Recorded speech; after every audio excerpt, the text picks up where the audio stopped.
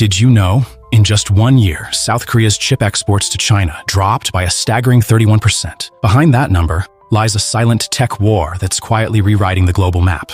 The tech war, and Washington's first move in 2025, the US officially reinstated tariffs and export controls targeting critical tech sectors. The goal? To block China from accessing advanced semiconductor technologies, especially in 3 key areas: electric vehicles, EVs, artificial intelligence, AI, next-gen telecom networks, 5G.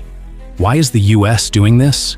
Because in today's world, whoever controls the chips controls the future. But here's the catch. The US can't do this alone. They need a partner. And South Korea is the first strategic link in this global tech chain. South Korea, from manufacturer to game changer. South Korea isn't just a chip maker. It's Asia's supply chain powerhouse, home to billions of critical components, produced by giants like Samsung and SK Hynix. For years, Chinese tech firms like Huawei, BYD, and NIO relied heavily on Korean chips to power their smart EVs, AI servers, and premium phone systems. But in early 2025, chip exports from South Korea to China suddenly dropped by 31%. Some trade-offs are simply unavoidable, said a senior official from Korea's Ministry of Trade. As we deepen our partnership with the United States on critical technologies, losing a portion of our market share in China is a price we're willing to pay. This is no longer a purely economic decision. It's a geopolitical move. Plain and simple. The US and South Korea, a chip alliance that's rewriting the rules. Washington didn't waste time. The US and South Korea quickly agreed on a deep partnership in semiconductor supply chains, EV technologies, and long-term tech security, and the US made its expectations clear. We want more market share, more data, more access. In return, Washington promised partial tariff exemptions for Korean chips, R&D support for Korean firms operating in the US, priority access to key federal tech funding. Seoul understood the message. The US market is bigger, more stable, and far less risky than China's tightening grip. This isn't about choosing sides anymore. It's about choosing survival. China. When a tech lifeline gets strangled, Beijing has poured billions of dollars into building a domestic chip industry, but the results still fall far short of expectations. China still can't produce high-speed memory chips, core AI processors, or modern microcontrollers for electric vehicles. Why? Because it lacks original chip design licenses, ultra-precise manufacturing tools, and deep inherited technical expertise without access to Korean chips. Major players like BYD and Xiaomi have been forced to delay key projects. Even new smartphones are now shipping with older, underpowered chips. One industry expert called it a domino effect in tech, where a single break in the supply chain can shake the entire industry. Who's winning us and who's losing? China is plotting a counterattack, but its options are limited. Boycott Korean goods could backfire, hurting its own consumers. Sanction Samsung, LG, or Hyundai risks damaging its own supply chains. Expand ties with Russia or Malaysia, but lacks access to core technologies. Meanwhile, South Korea is reaping the benefits from Washington. Tax breaks for investments, support for domestic production in the US, and priority treatment under tech policies like Buy American, but from allies. As for global consumers, prices on electronics are ticking up slightly. Some product launches are facing delays. But for US and Korean tech firms, this is a golden window, a chance to seize global market share. Because this isn't just a fight between governments, it's a race to control the future of what the world buys. Don't look away. There's so much more waiting for you. Trump wants Greenland, but does he know that this strategy is pushing the world into a trade war? And this could cost you when buying a car. Tensions are rising, and the ripple effects might make things more expensive for everyday consumers. We need Greenland for national security purposes. I've been told that for a long time. Trump is making waves again by reproposing the idea of buying Greenland. With its rich resources and strategic location, he believes it's a steal for US national security. But this story is not as simple as he thinks. Greenland and Denmark have responded strongly. Dear President Trump, listen very carefully. Greenland has been part of the Danish kingdom for 800 years. It's an integrated part of our country. It is not for sale. And it's not just Greenland. Europe, especially Germany and France, have sided with Denmark and strongly opposed the idea. This is not just a territorial dispute, but a struggle over sovereignty and the right to self-determination. So, how does this affect you? It's the US-EU trade war. Trump has bluntly accused the EU of unfair trade practices, claiming that millions of European cars flood US roads, while American cars face numerous barriers to entering the European market. With this move, Trump is not only pushing for higher tariffs on European cars, but also threatening major car manufacturers like Volkswagen, BMW, and Mercedes, forcing them to reconsider their expansion plans in the US. But Europe is not backing down easily. Ursula von der Leyen, president of the European Commission, has declared that the EU will retaliate strongly if tariffs are imposed. German and French leaders, including Chancellor Olaf Scholz and President Emmanuel Macron, have stated that they cannot accept such a trade imbalance. If a tariff war occurs, you might end up paying more when buying a car. Car prices will rise, and if you're looking to buy a Tesla electric car, this will directly impact you. The crisis doesn't stop at the trade war. Tesla, the leader in the electric vehicle industry, is now facing a new storm. Denmark, once one of Tesla's key markets in Europe, has made Musk headache as the country's pension funds collectively pull out of Tesla. The reason? Tesla's stance against unions and its refusal to sign collective bargaining agreements with workers. Funds like Pension Denmark and Academiker Pension, with billions of dollars in assets, have lost patience with Tesla and decided to remove the company from their investment portfolios. This not only affects Tesla's image, but also fuels growing public dissatisfaction with the company's labor policies. On top of that, strikes across Northern Europe, especially in Denmark, have blocked Tesla vehicles, escalating tensions between Tesla and labor unions in Europe. And so, we are faced with an undeniable truth. Tesla, once a symbol of innovation, is now facing a crisis. In Germany, the largest electric car market in Europe, Tesla's sales dropped by 76% in just February 2025. Meanwhile, the electric vehicle market as a whole saw a 30% growth. What's the reason? Tesla is losing the consumer trust, and this is not because their cars are bad, but because of labor issues and the increasing competition from European car manufacturers. Especially German consumers, a nation known for their love of brands like Mercedes and BMW, are now turning their backs on Tesla. A recent survey shows that up to 94% of Germans no longer want to buy a Tesla. This proves that the rise of European electric car makers like Volkswagen and Renault is slowly reclaiming Tesla's market share. And it's not just that. Elon Musk's increasing involvement in European politics, especially his support for the far-right AfD party in Germany, is further eroding Tesla's public trust. Frankly, too much of a focus on past guilt, and we need to move beyond that. Children should not be guilty of the sins of their parents. So, what do you think? Are you willing to pay more for a Tesla car in the future? But don't rush to conclusions, because the next developments will be even more surprising. U.S. markets lose $3.6 trillion. Canada strikes back. Is America backfiring on itself? Overnight, the U.S. market evaporates $3.6 trillion. Canada retaliates aggressively. American industries are in turmoil. Is this new tariff policy backfiring? U.S. raises tariffs. Trade war ignites on March 4, 2025. The U.S. administration officially enforces new tariffs. 25% on imports from Canada and Mexico. An additional 10% levy on Canadian energy. Tariffs on Chinese goods increased from 10% to 20%. Why? The U.S. government claims this move is to protect the national economy and curb illegal goods flowing from neighboring countries. But is this truly a victory?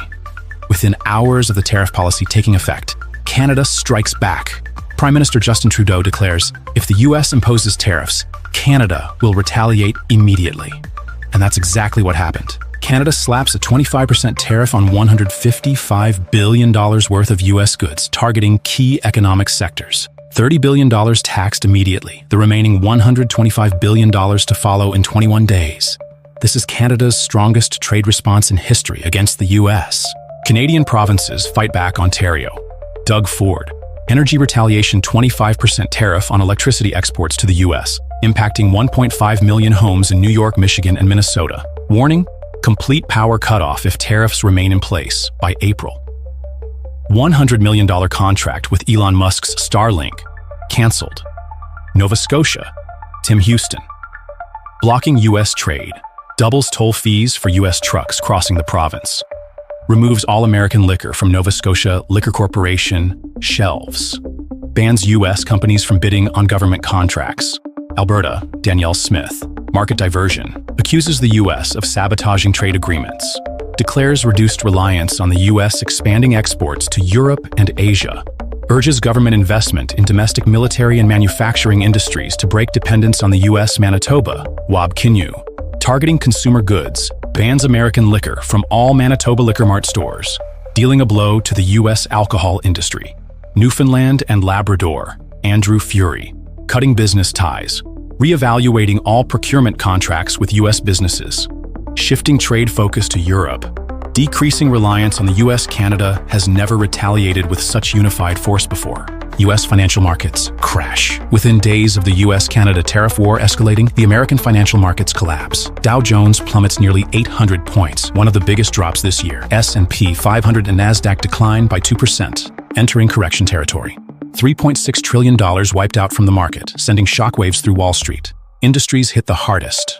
Automotive, Ford and GM face projected losses of $14 billion and $6 billion, respectively. Construction. The housing sector struggles with soaring costs due to taxed raw materials. Consumer goods. Americans now confront rising prices as import taxes take effect. Investors panic, shifting money into U.S. Treasury bonds for safety. This leads to lower bond yields, a classic signal of an impending economic recession. What will the U.S. do next? What will Washington do next? Will they retract tariffs to prevent further damage? Will they intensify pressure on Canada despite economic risks? Will they seek a new trade agreement? If the U.S. doesn't adjust its strategy soon, the world's leading economy may be headed for a deeper crisis than anticipated. Trump is trying to deny responsibility for the current economic situation and the ongoing political controversies, while his approval ratings are plummeting. Instead of facing the facts, he continues to blame the Democratic Party and stir up extremist movements like Dark MAGA. These actions not only reflect his political strategy, but also raise a crucial question. Can Trump maintain his influence, or will he ultimately be left behind in this fiercely competitive political race?